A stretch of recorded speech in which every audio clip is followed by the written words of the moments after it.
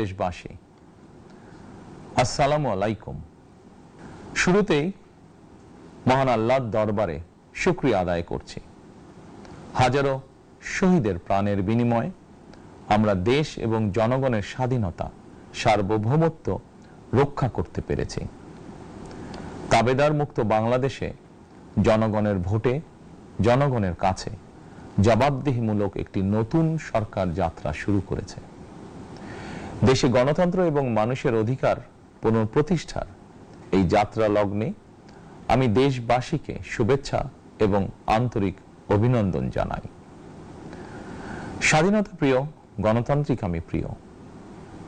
জনগণের কারণেই দেশে আবার মানুষের অধিকার, সম্মান এবং মর্যাদা পুনঃপ্রতিষ্ঠার সুযোগ সৃষ্টি হয়েছে।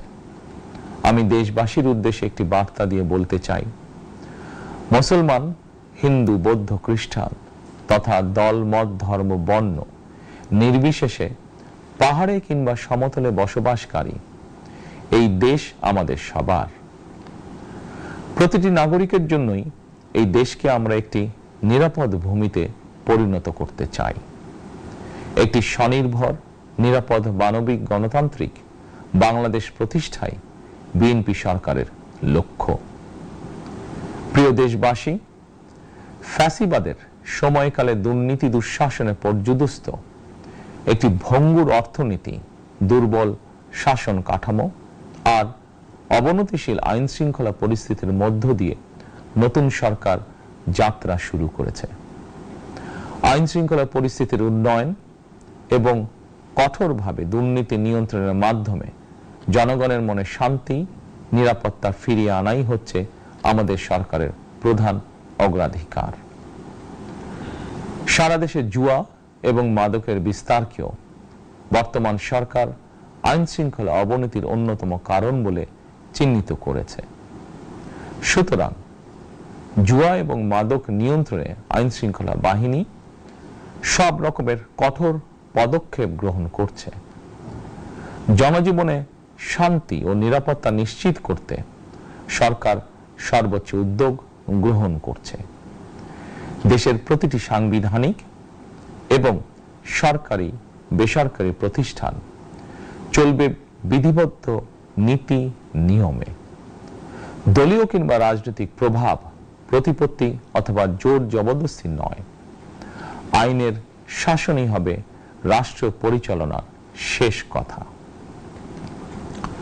প্রিয় দেশবাসী, আগামীকাল থেকে সারা দেশে শুরু হতে যাচ্ছে পবিত্র মাহে রমাদান। আমি দেশবাসীকে পবিত্র মাহে রমাদানের শুভেচ্ছা জানাই। রমাদান আত্মশুদ্ধির মাস।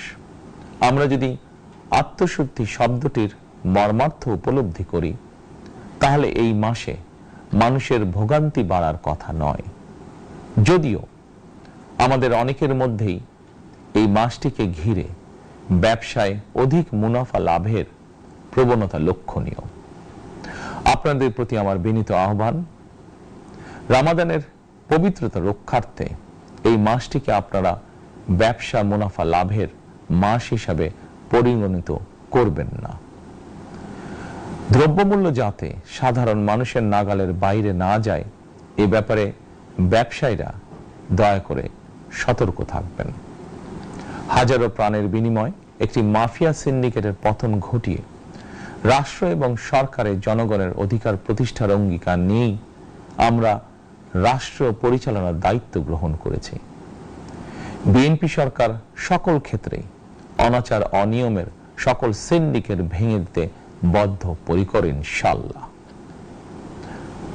ক্ষুদ্র, মাঝারি কিংবা ছোট বড় সকল ব্যবসায়ীদের প্রতি বর্তমান সরকারের দৃষ্টিভঙ্গি সহজ এবং স্পষ্ট। বর্তমান সরকার ব্যবসায়ী এবং ক্রেতা সাধারণ উভয় স্বার্থ রক্ষা করে প্রয়োজনীয় পদক্ষেপ গ্রহণ করতে চায়। সুতরাং সরকারের পক্ষ থেকে কি ধরনের উদ্যোগ গ্রহণ করলে বাজার পরিস্থিতি নিয়ন্ত্রণে থাকবে কিংবা ক্রেতা বিক্রেতা উভয়েরই স্বার্থ রক্ষা হবে, এ ব্যাপারে আপনাদের যে কোনো ধরনের পরামর্শ কিংবা অভিযোগ শুনতে সরকার প্রস্তুত। ক্রেতা বিক্রেতা গ্রহীতা এই সরকার সকলেরই সরকার, এই সরকার আপনাদেরই সরকার। আপনারাই ভোটের মাধ্যমে এই সরকারকে রাষ্ট্র পরিচালনার দায়িত্ব দিয়েছেন, আপনারাই এই সরকারের শক্তি। প্রিয় দেশবাসী, পবিত্র রমাদান মাসে রোজাদারগণ বিশেষ করে ইফতার, তারাবি, সেহরি এই সময়গুলোতে নিরবিচ্ছিন্নভাবে গ্যাস, পানি ও বিদ্যুৎ সরবরাহ পেতে চান। এই বিষয়টি নিশ্চিত করতে এরই মধ্যে আমি সংশ্লিষ্ট কর্তৃপক্ষকে নির্দেশনা দিয়েছি। অপচয় রোধ করে কৃচ্ছতা সাধন প্রতিটি মুসলমানের ঈমানি দায়িত্ব। অফিস আদালতে বিনা প্রয়োজনে কিংবা প্রয়োজনের অতিরিক্ত গ্যাস, বিদ্যুৎ, পানি খরচের ব্যাপারে সচেতনতা অবলম্বন করাও ইবাদতেরই অংশ বলেই আমি মনে করি। দেশের সকল সরকারি বেসরকারি কর্মকর্তা কর্মচারী এবং জনসাধারণের প্রতি কৃচ্ছতা সাধনের আহ্বান জানানোর আগে আমি সরকারের মন্ত্রী এবং বিএনপি সংসদ সদস্যদেরকে দিয়েই একটি দৃষ্টান্ত স্থাপন করতে চেয়েছি।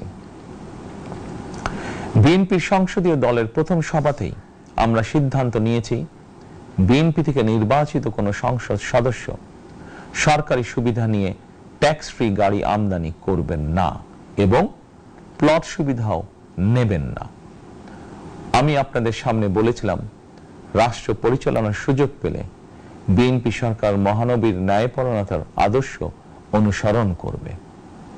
আমি মনে করি বিএনপির সংসদীয় দলের এই সিদ্ধান্ত ন্যায়পরায়ণতার আদর্শেরই একটি অন্যতম প্রতিফলন। প্রিয় দেশবাসী, বিভাগীয় শহরগুলিতে বিশেষ করে রাজধানী ঢাকায় যানজট অত্যন্ত নিয়ন্ত্রণহীন। হাটে মাঠে ঘাটে, অফিস আদালতে জনগণের ভোগান্তির শেষ নেই। জনজীবনের নানা ক্ষেত্রে জনদুর্ভোগ লাঘব করা না গেলে জনমনে স্বস্তিও ফিরবে না। রাজধানীতে জনসংখ্যার চাপ কমাতে বিকল্প ব্যবস্থা গ্রহণ করা জরুরি হয়ে পড়েছে।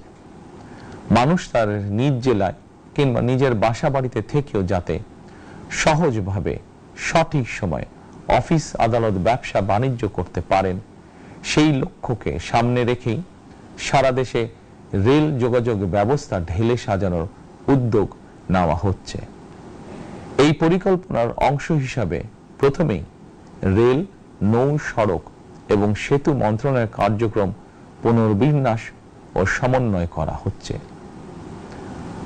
আমরা মনে করি সারা দেশে রেল যোগাযোগ ব্যবস্থার সহজ, সুলভ এবং নিরাপদ করা গেলে একদিকে যেমন জনগণের শহর কেন্দ্রিক বা নগর কেন্দ্রিক নির্ভরতা কমবে, অপরদিকে পরিবেশেরও উন্নতি হবে। প্রিয় দেশবাসী, আমাদের চারপাশে সমস্যার শেষ নেই, তবে সমস্যার পাশাপাশি সম্ভাবনাও কিন্তু কম নয়। আমাদের বৃহৎ জনগোষ্ঠীকে যদি আমরা দক্ষ জনশক্তিতে রূপান্তরিত করতে পারি, তাহলে এই জনসংখ্যাই হবে আমাদের জনসম্পদ। আমরা নিজেদেরকে দক্ষ করে গড়ে তুলতে পারলে শুধু বাংলাদেশই নয়, বিশ্ব বাজারও আমাদের জন্য উন্মুক্ত। তথ্য প্রযুক্তির সিঁড়ি বেয়ে বিশ্ব এখন কৃত্রিম বুদ্ধিমত্তার যুগে প্রবেশ করেছে। প্রযুক্তির এই প্রতিযোগিতামূলক বিশ্বে সম্মান এবং স্বচ্ছতার সঙ্গে টিকে থাকতে হলে আমাদেরকে কোনো না কোনো একটি বিষয় বা কাজে পারদর্শী হতে হবে। দেশের কোটি কোটি শিক্ষার্থী এবং তরুণ যুবশক্তির উদ্দেশ্যে বলতে চাই, মেধায়, জ্ঞানে, বিজ্ঞানে নিজেদেরকে যোগ্য করে গড়ে তোলার জন্য যত রকমের সহযোগিতা দেওয়া যায়, সব রকমের সহযোগিতা দিতে বর্তমান সরকার প্রস্তুত। কর্মসংস্থান এবং কর্ম পরিবেশ নিশ্চিত করার সুনির্দিষ্ট অঙ্গীকার নিয়ে বর্তমান সরকার যাত্রা শুরু করেছে। প্রিয় দেশবাসী, দীর্ঘ 18 বছর পর দেশে ফিরে গত বছর 25শে ডিসেম্বর আমি বলেছিলাম, দেশ এবং জনগণের জন্য আই হ্যাভ এ প্ল্যান। 12ই ফেব্রুয়ারি জাতীয় নির্বাচনের আগে দেশের বিভিন্ন স্থানে ঘুরে আমার প্ল্যান, পরিকল্পনার অনেক কিছু আমি আপনাদের সামনে তুলে ধরেছিলাম। আপনারা স্বাধীনতার ঘোষকের প্রতিষ্ঠিত দল বিএনপিকে ভোট দিয়ে রাষ্ট্র পরিচালনার দায়িত্ব দিয়েছেন, সকল পরিকল্পনা বাস্তবায়নের সুযোগ দিয়েছেন। এখন এই সুযোগকে কাজে লাগিয়ে সকল অঙ্গীকার পূরণ করার দায়িত্ব বিএনপি সরকারের। আমরা আমাদের পরিকল্পনা এবং প্রতিশ্রুতি বাস্তবায়নের কাজ শুরু করে দিয়েছি ইনশাআল্লাহ। অঙ্গীকার পূরণের এই যাত্রা পথে আমরা ভবিষ্যতের দিনগুলোতেও আপনাদের অব্যাহত সমর্থন প্রত্যাশা করি। প্রিয় দেশবাসী, সরকার প্রধান হিসাবে আমি দেশবাসীর উদ্দেশ্যে একটি বিষয়ে প্রতি দৃষ্টি আকর্ষণ করে বলতে চাই। নবগঠিত সরকার গঠনের সুযোগ দিতে যারা বিএনপিকে ভোট দিয়েছেন কিংবা দেননি অথবা কাউকেই ভোট দেননি, এই সরকারের প্রতি আপনাদের সবার সমান অধিকার। বিএনপি সরকার বিশ্বাস করে দল মত ধর্ম দর্শন যার যার, রাষ্ট্র সবার।